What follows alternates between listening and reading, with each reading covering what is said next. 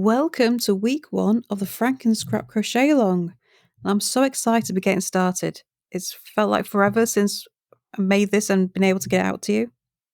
But this week we're going to start with the rug stitch. So this is a single crochet based stitch, and I'll be honest, it works up rather slowly, but I think the texture is well worth it. It's quite a stretchy stitch, and I think I just love the feel of it. So in starting our piece, we're going to be making a foundation chain of 37. 2. Okay, so insert your hook into that second chain, yarn over and pull up a loop, yarn over and pull through the first loop only. Okay, so you're going to have 2 chains on your hook.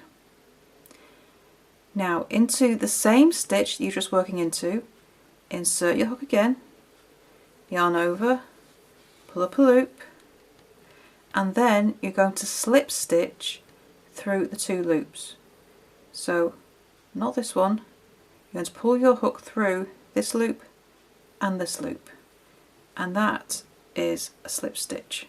So you want to try and keep your tension a bit loose, because otherwise it's going to make it very difficult to make that slip stitch. Now it's going to make a bump on the back, so the front of the stitch will look smooth, the back will start forming bumps, and that's the way it's supposed to look. So let's go do that again. So in the next stitch, insert your hook into the stitch, yarn over, pull up a loop, yarn over, pull through the first loop only. So you have 2 loops on your hook. Insert your hook into the same stitch, yarn over, pull up a loop, and now going to slip stitch through these 2 loops on your hook. There we go. The bump is forming on the back again. And this is all you do for every stitch across.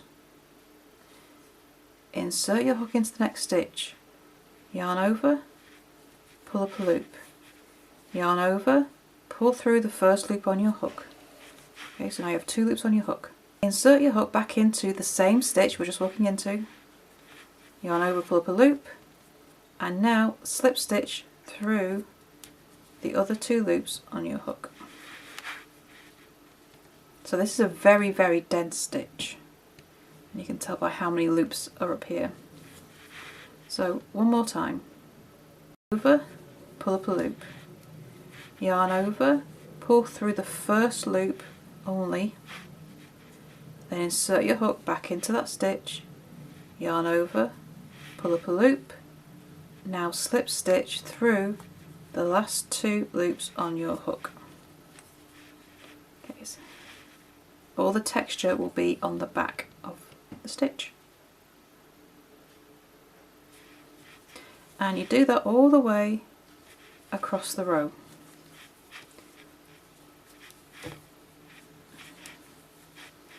To get these lovely bumps. Oops.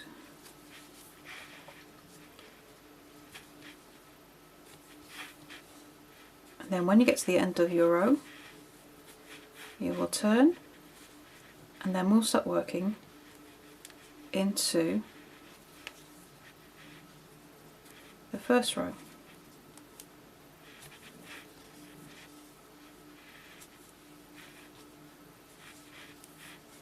Once you get into the rim of the stitch, it becomes much easier.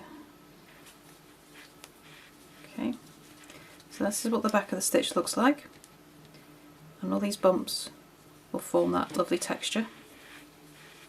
So you turn, chain 1, and then you start your rug stitches on this side, and you're working through the top 2 loops,